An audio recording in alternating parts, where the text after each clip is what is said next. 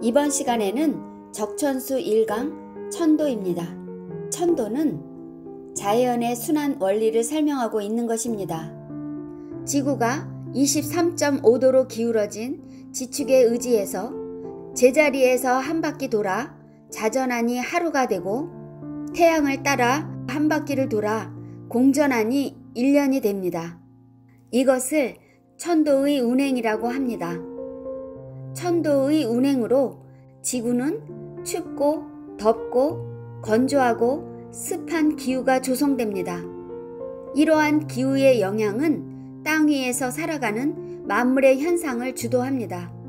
그러므로 지구에서 일어나는 모든 현상은 하늘의 뜻에 달려있음을 천도로서 말하고 있습니다.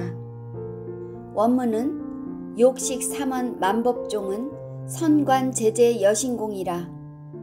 삼원이 만법의 근원임을 알고자 하면 먼저 제재와 신공을 보라 라는 의미입니다. 욕식에서 욕자는 무엇인가 하고자 하는 뜻으로 쓰입니다. 알식자는 글씨의 모양처럼 말로 듣고 알게 되는 것입니다. 그래서 사물의 시비를 판단하는 것을 말합니다. 삼원은 천인 하늘과 지인 땅, 그리고 이는 천지에 살아가는 만물의 생명체를 대표로 하는 사람입니다. 그러므로 하늘과 땅, 사람은 서로 유기적으로 연결되어 있음을 말하고 있습니다. 만법종은 천지인 삼원의 이치가 성립되고 모든 현상을 주도하는 만법의 근원입니다. 선관은 먼저 삼원의 이치를 보려면 이라는 뜻입니다. 천도의 주재자는 기후 결정권을 가지고 있습니다. 이러한 기후의 영향은 만물의 현상을 주도합니다. 이것을 하늘의 뜻이 실려있다 하여 제자라고 한 것입니다. 신공에서 신은 음양오행이 사시사계절을 순환하면서 만물을 생성시키고 변화를 주도하는 천도의 보이지 않는 작용을 말합니다. 공은 신의 작용에 의해서 형성된 물상이나 현상을 의미합니다.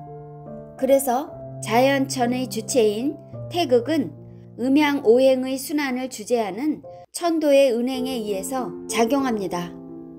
중국 천문학사 1980년 판에서 진중규는 음말 주초에 형성된 음양오행설은 우주 생성에 관한 당시의 이론이다라고 하였습니다.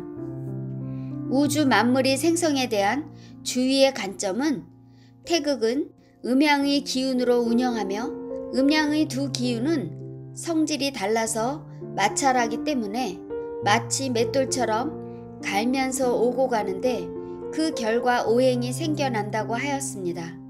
따라서 음양과 오행의 세찬 혼합이 만물을 만들어내게 되므로 모두 각기 음양오행의 속성이 결정된다.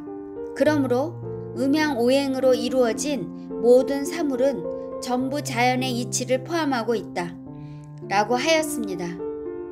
명리학에서 중요하게 다루고 있는 음양오행을 설명하자면 음양의 기운으로 밝음과 어두움으로 시작합니다. 음은 밤이고 어두워서 컴컴하니 수동적입니다. 낮은 밝아서 활발해지니 능동적입니다. 그런데 갑자기 밤이 되고 갑자기 낮이 되는 것이 아닙니다. 아침에 해가 떠올라 점점 밝아지듯이 오전에서 정오로 가는 것입니다. 이것은 봄에서 여름으로 가는 것과도 같은 것입니다. 저녁이면 해가 져서 점점 어두워지는데 오후에서 자정으로 향하는 것입니다. 이것은 가을에서 겨울로 가는 것과도 같은 것입니다. 그러면 오행은 무엇인가? 오행이란 단어가 출현하는 문헌을 홍범이라고 합니다. 은나라 말기 홍범에서 기자가 오행의 각기 그 특성과 5부류를 설명하였습니다.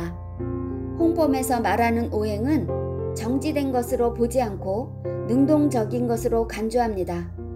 수는 적시면서 아래로 흘러내리고 화는 타면서 위로 솟으며 목은 곱게 뻗거나 굽이쳐 자라고 금은 단단하게 보이지만 모양을 변형시킬 수 있으며 토는 곡식을 가꾸고 기르는 것이다 고 하였습니다. 오행이 발견된 첫 문헌을 통해서 살펴보았습니다. 이후에 오행은 모든 사물에 대해 사고하는 사유의 틀로서 발전하며 광범위하게 활용하게 됩니다. 음양과 오행은 지구가 자전과 공전을 하는 한 끊임없이 순환하며 일정한 법칙 속에서 변화를 이루어 갑니다. 천도를 사람의 운명을 살피는 명리학으로 설명하자면 자신이 태어난 생년, 월, 일, 시를 사주팔자로 규정하고 천도를 천간이라고 할 수 있습니다. 삼원은 천간과 지지, 지지 안에 소장된 인원, 지장간을 의미합니다. 사주팔자의 간지로서 명을 논할 때 자평법에서 사주상의 계절을 의미하는 생월을 월령이라 하여 격국이나 용신으로 가장 많은 비중을 둡니다. 이것을 제자라고 한 것입니다. 현재 이르러 제쟁을 논할 때 오행의 숫자가 많은 것, 일간 오행의 의미를 헤아리는 것, 월령 오행의 역할을 보는 것 등등 어떤 오행 에너지가 내 사주를 주도하는가는 가장 중요한 핵심입니다. 신공은 사주팔자가 확연히 드러나는 간지작용과 사주팔자 속에 보이지는 않지만 작용하고 있는 오행 에너지를 뜻합니다. 그래서 간지의 다양한 오행 에너지의 작용을 어떻게 밝힐 것인가는 중요한 관건입니다.